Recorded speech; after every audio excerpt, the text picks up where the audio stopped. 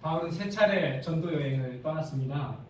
첫 번째 전도 여행은 오늘날 터키, 소아시아의 중심으로 이루어졌고요. 그리고 두 번째 전도 여행은 소아시아에서 유럽으로 건너가서 그리스까지 전도를 하게 됩니다.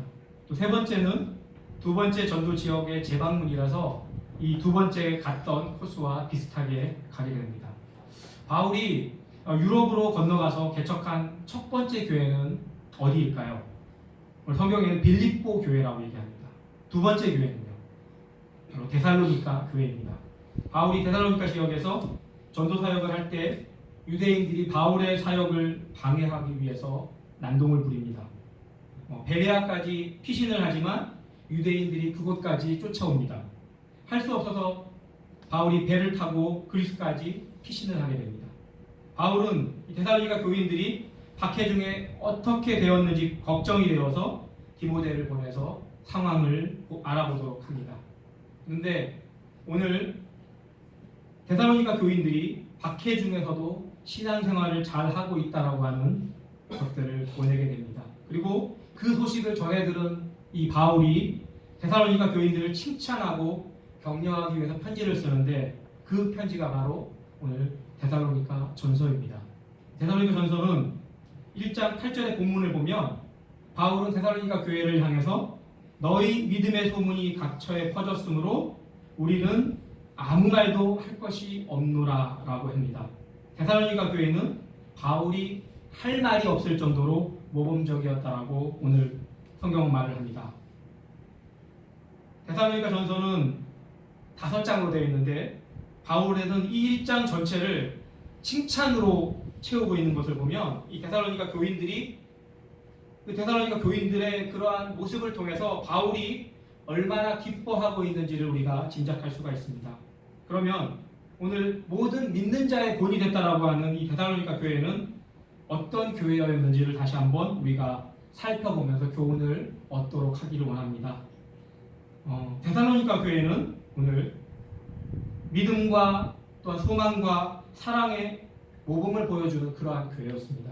본문 3절을 보면 너희 믿음의 역사와 사랑의 수고와 우리 주 예수 그리스도에 대한 소망의 인내를 우리 하나님 아버지 앞에서 끊임없이 기억함이니라고 말을 합니다.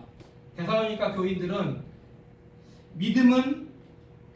데살로니가 교회 교인들이 가진 믿음은 역사가 일어나는 참 믿음이었습니다. 역사가 일어난다는 것은 믿음에 생명력이 있다는 것입니다. 어느 권사님이 며느리가 운전하는 차로 밤길을 달려서 집으로 돌아가고 있었습니다. 집에는 어린 자식들 둘만 남겨놓고 왔기 때문에 초조한 마음으로 차의 속도를 내고 달려갑니다. 뒷좌석에 앉으신 우리 권사님이 앞에 운전대를 잡고 가는 며느리가 집에 도착할 때까지 두어 시간 동안을 반복합니다. 주여 믿습니다. 주여 믿습니다라고요. 우리 교인들이, 우리 성도들이 주여 믿습니다, 믿습니다를 반복하는 일은 믿음의 고백이 아니라 믿어지지 않아서 믿어보려고 애쓰며 몸부림하는 그러한 것입니다. 땅 위의 배를 바다 위에 띄우려면 장정 10명이나 아니면 20명이 달라붙어도 작은 배라 할지라도 움직이기가 참으로 어렵습니다. 그러나 밀물이 들어오면 밀물이 들어와서 물이 뜨면 어린아이 하나가 밀어도 배가 밀리게 되어 있습니다. 믿음으로 가지고 우리가 산다는 것은 이런 것입니다. 믿음의 역사라는 것은 내가 뭔가를 하려고 해서 이루어지는 것이 아니라 자연스럽게 이루어지는 것입니다. 우리가 주여 믿습니다, 믿습니다라고 몸부림칠 것이 아니라 저절로 이루어지는 믿음의 역사가 우리에게 나타나야 할 줄 믿습니다. 하나님 은혜의 강물을 보내주셔서 이 어려움을 이길 수 있도록 하시옵소서. 또 주님 앞에 내려놓고 기도할 때 우리가 그 작은 힘을 가지고도 또 능히 큰 배를 움직이는 믿음의 역사가 나타날 줄 믿습니다. 데살로니가 교인들은 참 사랑을 가지고 있었습니다. 말로만 혀로만 사랑한 것이 아니라 사랑하는 사람들을 위해서 기꺼이 수고했다는 것입니다. 상당한 대가를 지불하고 또 그 노력을 했습니다. 그 대가가 노력일 수도 있고 봉사일 수도 있습니다. 또한 구제일 수도 있고 헌신일 수도 있습니다. 자식이 철이 들었다라고 하는 것은 무엇을 말하는 것일까요? 부모의 마음 또 심정, 처지를 이해하게 되었다는 것입니다. 하나님 아버지에게도 아픔이 있습니다. 하나님 아버지의 아픔이 무엇인지 아십니까? 하나님 아버님이 원하는 것은 우리에게 잘 먹고 잘 사는 것이 아닙니다. 바로 우리가 위로 하나님을 사랑하고 또 서로 사랑하며 살기를 원하십니다. 데살로니가 교인들은 또한 소망의 인내를 가지고 있습니다. 인내라는 말은 용감한 군인이 극한 상황 속에서도 꿋꿋하게 버텨나가는 것을 의미한다고 합니다. 데살로니가 교인들은 주의 재림을 바라보는 소망을 가지고 있었습니다. 또한 저희들은 부활과 천국에 대한 영원한 삶을 기대하고 있었습니다. 인생은 우리가 보는 대로 결코 쉽지 않고 힘이 들고 어렵습니다. 또한 우리가 하나님 나라에 들어가기까지는 많은 어려움을 겪게 될 줄 우리가 알고 있습니다. 사실 고난이 무서운 것이 아니라 절망이 무서운 것입니다. 우리에게는 그래서 소망이 더욱더 필요합니다. 우리가 소망을 가지고 있으면 그 어려움을 참고 견딜 수가 있는 것입니다. 데살로니가 교회는 말씀을 받는데 모범을 보여주었습니다. 본문 6절을 보면 너희는 많은 환난 가운데서 성령의 기쁨으로 말씀을 받아라고 말씀을 합니다. 고난과 역경과 또 환난과 핍박은 성도와 또한 성도가 아닌 사람을 구분하는 하나의 시금석입니다. 그런데 이 데살로니가 교인들은 환난이 다가올 때 신앙을 포기하고 교회를 등진 것이 아니라 오히려 더 말씀을 가까이 하고 더 말씀 앞으로 나아갔습니다.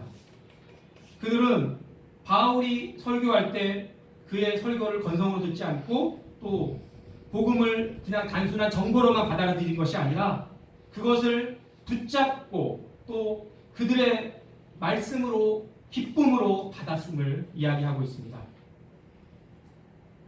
이와 같은 태도를 통해서 그들이 나아갔던 것은 그들이 가진 성령의 기쁨이 그들이 참으로 회개했음을 증거하고 있는 것입니다.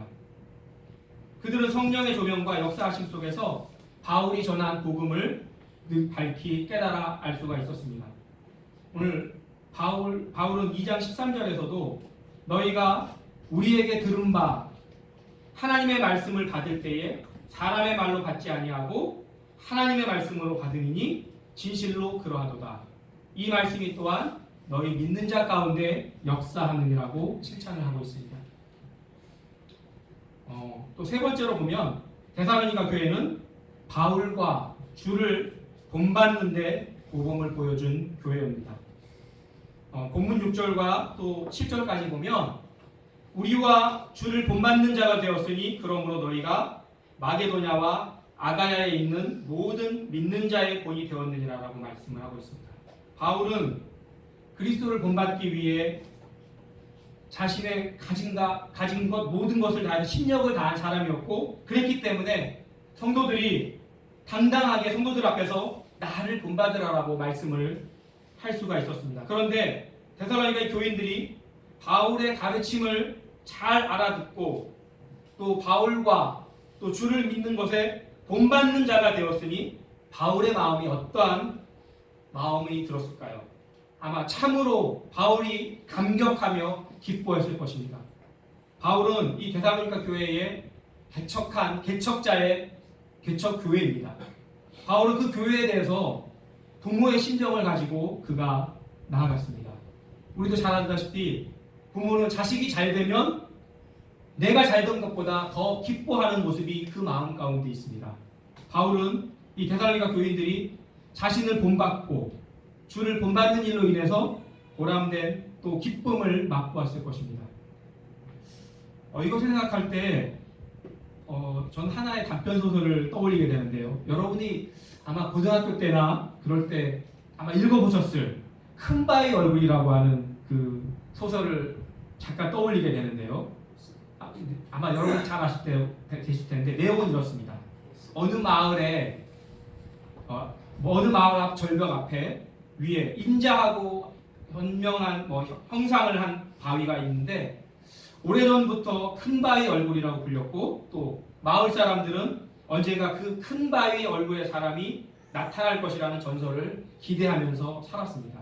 이 어니스트라고 하는 성실하고 소박한 이 젊은이도 큰 바위 얼굴을 보겠다라고 하는 희망을 가지고 평생을 살았습니다.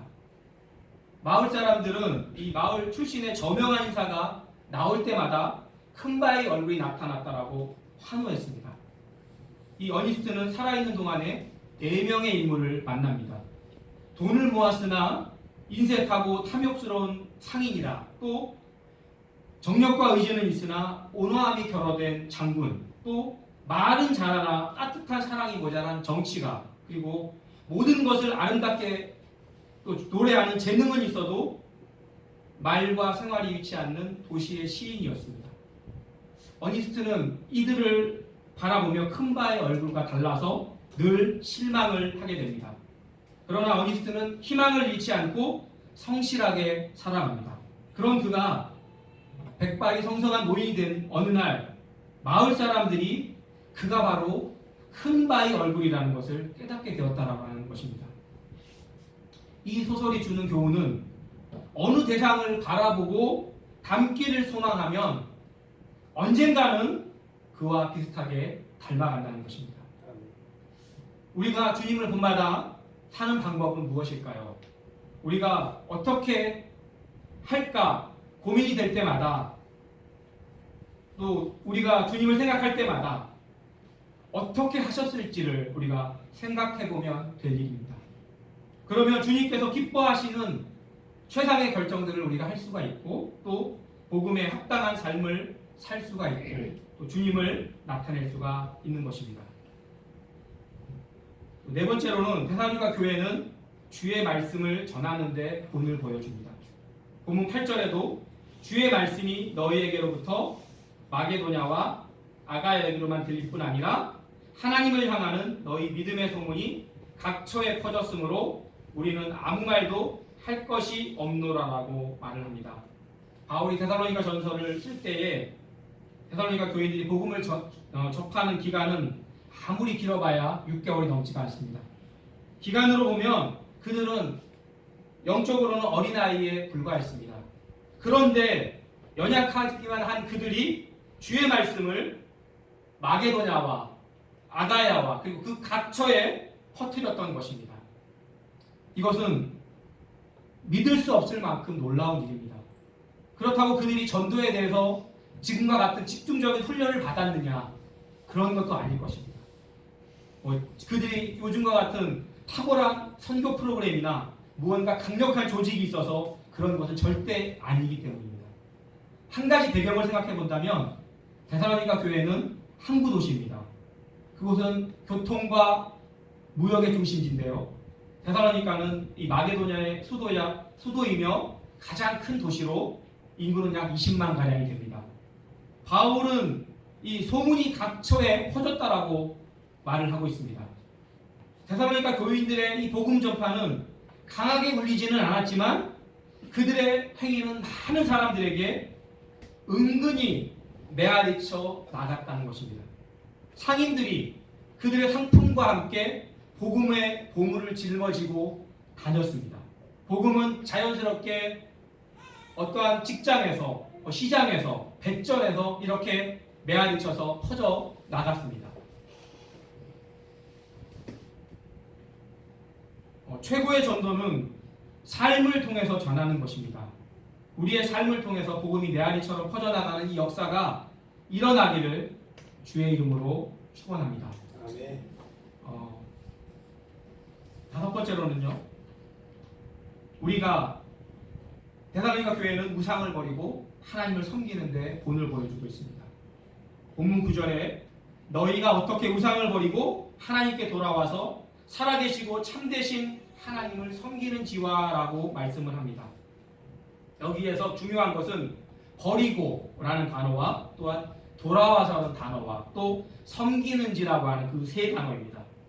당신은 오늘날 같이 과학만큼이나 사람들을 사로잡은 것이 바로 우상들입니다. 그러나 이들은 우상을 버렸을 뿐만 아니라 과감하게 그곳에서 돌아서 버리고 또 참되신 하나님을 섬겼습니다. 우상을 섬기면서 하나님을 섬길 수 없고 세상을 사랑하면서 주님을 사랑할 수 없다라고 얘기합니다. 우리가 하나님과 재물을 겸하여 섬길 수 없다라고 말을 하는데요. 우리는 두 길을 동시에 갈 수 없고 두 주인은 똑같이 섬길 수가 없습니다. 신앙은 하나의 선택입니다. 우리가 신앙 생활 속에서 하나님으로 또 하나님을 따라서 결단하며 살아야 하는 그러한 모습들이 우리 가운데 있어야 될 줄 믿습니다.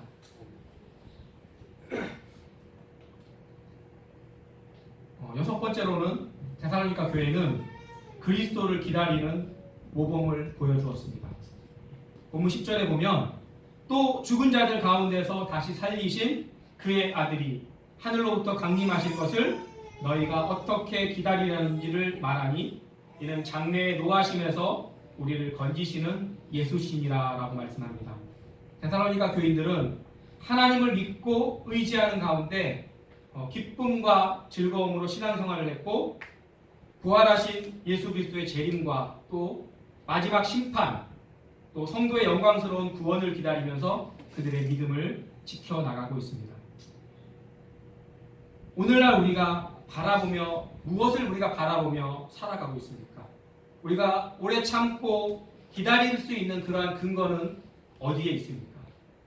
그것은 오늘 말씀한 것처럼 심판주로 이 세상에 다시 오실 주님에게 있고 또 신실하신 주님의 약속에 근거하고 있는 것입니다. 언젠가 오시지만 주님은 분명하게 오신다는 사실입니다. 우리가 생각과 생활은 무엇을 바라보느냐에 따라서 결정이 됩니다. 많은 사람들이 현실에 몰두하며 살아가지만 우리가 이 세상에 속한 것에 집착하며 나간 것 때문에 우리의 앞에 보이는 시야가 가려져서 궁극적인 소망이신 주님의 강림하심에 대한 그 기대가 식어져서는 안 될 줄 믿습니다. 이런 예화가 있습니다. 애리조나 사막을 가로지르는 그 대륙간 횡단 열차를 타고 가고 있었습니다. 뜨거운 사막을 지나가는 사람들은 모두가 지쳐 있는데 여기저기서 짜증내는 소리와 불평하는 소리가 나고 피로에 지치고 한숨 소리가 들려왔습니다. 그런데 한 소년이 싱글벙글 웃으면서 이야기를 하고 여행을 하고 있었습니다. 그 아이를 지켜보던 아주머니가 신기한 듯이 물어봅니다. 너는 뭐가 그렇게 좋아서 싱글벙글 웃고 있니? 그러자 소년은 대답합니다. 이 열차의 종착역에 아버지가 기다리고 계세요.